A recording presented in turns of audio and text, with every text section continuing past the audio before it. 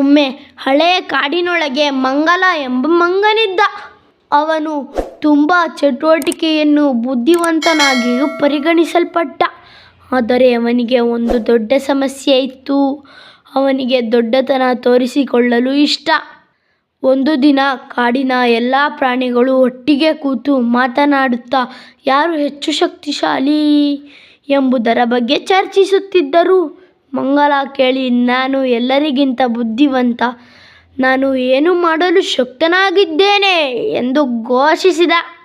ಆಗ ಬುದ್ಧಿವಂತ ಹಂದಿ ಸೋಮನು ಎದ್ದು, ಸರಿ, ಹಾಗಾದರೆ ನಾಳೆ ನದಿಯ ಆಚೆ ಇರೋ ಮರದ ಹಣ್ಣನ್ನು ಹೊತ್ತು ತರುವ ಚಾಣಾಕ್ಷ ಬುದ್ಧಿವನ್ನು ನೀನು ತೋರಿಸು ಎಂದು ಹೇಳಿದ. ಅದು ಕೇಳಿ ಮಂಗಲ ಚಿಂತನಕ್ಕೆ ಬೀಳಿದ.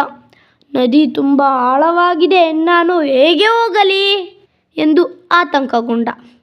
ಆದರೆ ಕೂಡಲೇ ಅವನಿಗೆ ಒಂದು ಉಪಾಯ ಹೊಳೆಯಿತು. ಬೆಳಿಗ್ಗೆ ಮಂಗಲ ಒಬ್ಬ ಸ್ನೇಹಿತ ಹಂದಿಯ ಸಹಾಯದಿಂದ ಒಂದು ದಪ್ಪವಾದ ಮರದ ಕಾಂಡವನ್ನು ತಂದು ಅದನ್ನು ದೋಣಿಯಂತೆ ಬಳಸಿದ. ಹೇಗೆ ನದಿಯನ್ನು ದಾಟಿ ಮರದ ಮೇಲೆ ಹತ್ತಿ ರುಚಿಯಾದ ಹಣ್ಣನ್ನು ಕೊಯ್ದು ಮತ್ತೆ ಮರದ ಕಾಂಡದಲ್ಲಿ ಬಂದು.